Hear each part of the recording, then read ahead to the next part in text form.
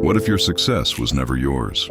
I used to think that you make your own way in this world, that it's all on you every brick you lay, every single step you climb up that ladder. The world tells you to be the architect of your own destiny, and I believed it with every fiber of my being. When I left home, my grandma gave me her Bible, a small worn book with frayed edges. I took it, of course, but if I'm being honest, it felt like a souvenir from a past I was running from, not a guide for the future I was building. My future was going to be written in glass and steel, in stock prices and headlines. I had my own plans, and for a while I wrote that story myself. I made a name for myself. There were magazine covers, penthouse parties, the intoxicating feeling of standing on top of the world and telling yourself, you did this.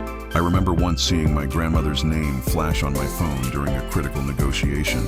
I silenced the call without a second thought. I was building an empire. I didn't have time. I toasted to my own success, to my own genius, and completely arrogantly forgot about the quiet prayers being said for me in a small house I no longer visited. But a life built only on the foundation of self is built on sand. The first cracks didn't appear in my skyscrapers. They appeared in me. A deal went south. A partner I trusted betrayed me. The market turned. It wasn't one sudden storm. It was a slow, grinding erosion of everything I had built. Then the real storm came and it washed the rest away. In one brutal night, I lost everything. I found myself wandering aimless back to where it all began, standing in the literal ruins of my first office. And there, in the middle of the mess, half buried in mud and debris, was the Bible tucked inside. Her delicate handwriting filled the margins for my first big contract. She'd written, "Lord, may your favor be upon him. Guide his hands when my face was on that magazine cover. Every good and perfect gift is from you. Keep his heart humble.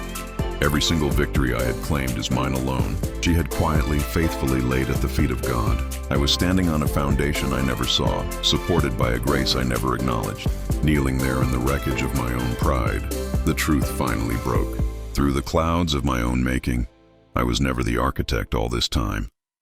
I was the project. I was being built, shaped and carried by the loving hands of a God who had a plan for me, not for failure, but for a future and a hope. A plan that had to wait until my own were reduced to rubble. If this story hits home for you, if you feel like you're building on your own, maybe it's time to check your foundation. Subscribe and let's share more stories about faith and second chances.